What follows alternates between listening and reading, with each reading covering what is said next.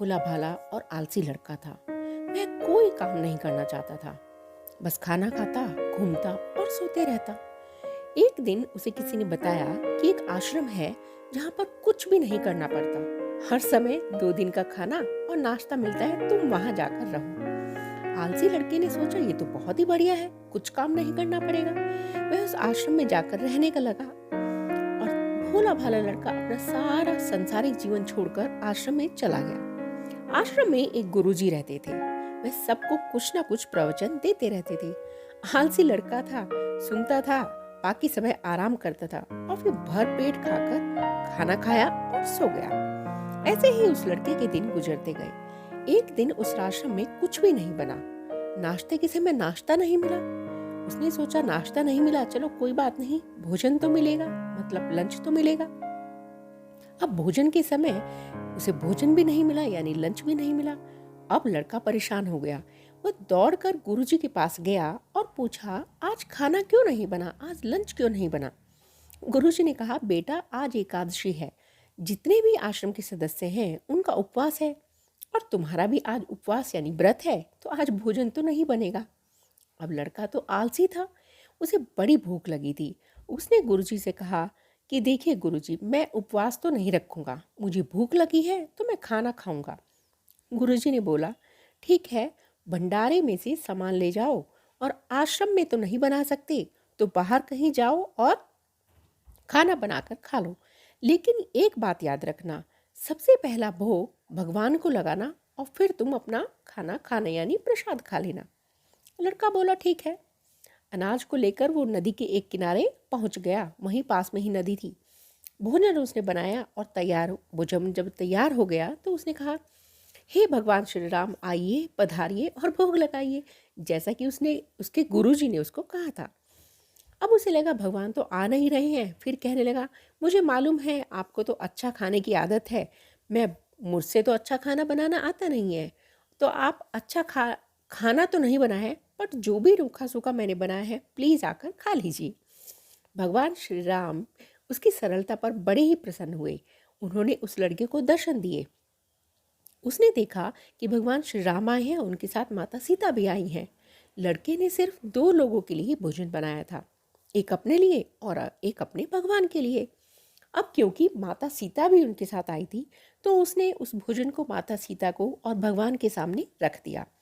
भगवान श्री राम और माता सीता ने भोजन किया और उसके बाद जब वे जाने लगे तो वो आलसी सा लड़का बोला, प्रभु आप आए, दर्शन दिए, बहुत अच्छा लगा, मुझे खाने को कुछ नहीं मिला, लेकिन कोई बात नहीं।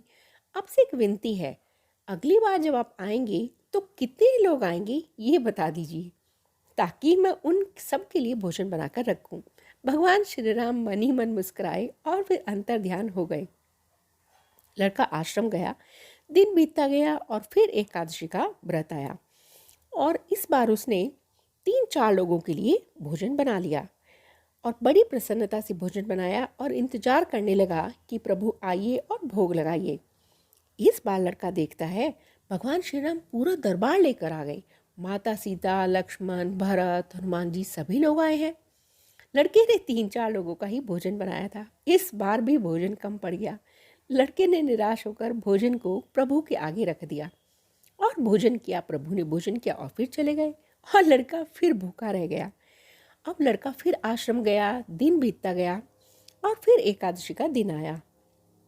इस बार गुरुजी से कहने लगा, गुरुजी मुझे थोड़ा ज़्यादा अनाज चाहिए। गुरुजी सोचने लगे, ये इतने सारे अनाज का क्या करता है, कहीं से बेचता तो नहीं। उन्होंने कहा, ठीक है, भूख से परेशान रहता है तो शायद उसे ज़्यादा भोजन बनाना चाहिए, ज़्यादा मतलब भोजन उसे भूख लगती होगी। तो लड़के ने कहा, नहीं गुरुजी, मैं भूख से परेशान नहीं रहता हूँ, वो जो प्रभु के साथ बहुत सारे लोग आते हैं उनको भी तो भोजन कराना पड़ता है। गुरुजी को लगा लड़का पागल हो गया है, लेकिन गुरुजी ने सोचा चलो एक बार चलकर देख लेते हैं लड़का इस अनाज का करता क्या है। अब भोला सा लड़का अनाज लेकर नदी के किनारे पहुंचा। इस बार भी भोजन, पर इस बार उसने भोजन बनाया नहीं। सोचा प्रभु हर बार ज़्यादा लोगों को ले आते हैं, इस बार जितने भी आएंगे खुद ही बनाकर भोग लगा लेंगे। और फिर प्रेम से प्रभु को बुलाने लगा। गुरुजी सब छुप कर देख रहे थे।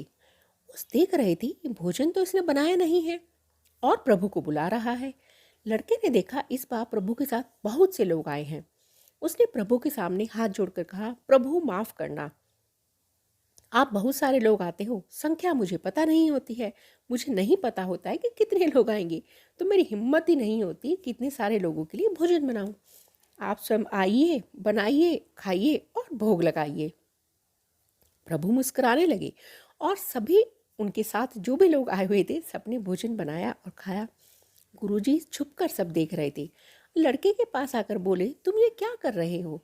लड़के ने बोला, गुरुजी आपको दिखाई नहीं दे रहा है, भगवान श्री राम पधार चुके हैं, माँ सीता आई है, हनुमान जी आए हैं, सभी लोग आए हैं, भोजन बन रहा है। गुरुजी ने बोला, पागल हो गया है, मुझे तो कोई नहीं दिख रहा है। लड़का गुस्सा हो गया और बोला, प्रभु आप ये क्या कर रहे हो? एक तो मुझे भूखा रखा है और गुरुजी को दर्शन नहीं दे रहे हो, जो मुझे पागल समझ रहे हैं। कृपा करके गुरुजी को दिख जाओ। भगवान बोले, मैं इन्हें नहीं दिख सकता। लड़का बोला, क्यों नहीं दिख सकती? मेरे गुरुजी तो बहुत महान हैं, बहुत बड़े ज्ञानी हैं, ज्ञाता हैं। भगवान बोले, हाँ ज्ञानी होंगे, ज्ञाता होंगे, लेकिन तुम्हारी तरह सरल नहीं है। जो सरलता तुम में है वो गुरुजी में नहीं है। लड़के ने ये बात गुरुजी से कह दी। भगवान श्री राम कह रहे हैं, आप में सरलता नहीं है, आप मेरी तरह सरल नहीं है, इसलिए आपको नहीं दिख सकते। गुरुजी की आंखें नम हो गई और रोने लगे। बोले, बिल्कुल सही कहा, मेरे अंदर तुम्हारी जितनी सरलता नहीं है। और फिर दर्शन देकर माफ़ी मांगने लगे और भगवान ने गुरुजी को भी दर्शन दिए। ये कहानी हमें क्या सिखाती है? ये कहानी हमें ये सिखाती है कि जीवन में सरलता उतनी ही आवश्यक है, सबसे ज़्यादा। जितने सरल आप बने रहेंगे उतना जीवन में आगे बढ़ते रहेंगे। और जब आप सरल होते हैं, आपके अंदर कोई छल कपट नहीं होता, तो आप खुद भी मुस्कुराते हैं और दूसरों को भी मुस्कुराने की वजह देते हैं। तो आई होप कि आप सबको ये कहानी पसंद आई होगी। और अगर कहानी पसंद आई है तो प्लीज़ मेरे चैनल को लाइक, शेयर और सब्सक्राइब कीजिए, ताकि मैं और आप लोगों को प्रेरणा देने के लिए ऐसी ऐसी कहानी लाती रहूं और आप मेरी कहानियों से कुछ ना कुछ ज़रूर सीखते रहें। तो सीखते रहिए और बढ़ते रहिए इन प्रेरणादायक कहानियों के साथ।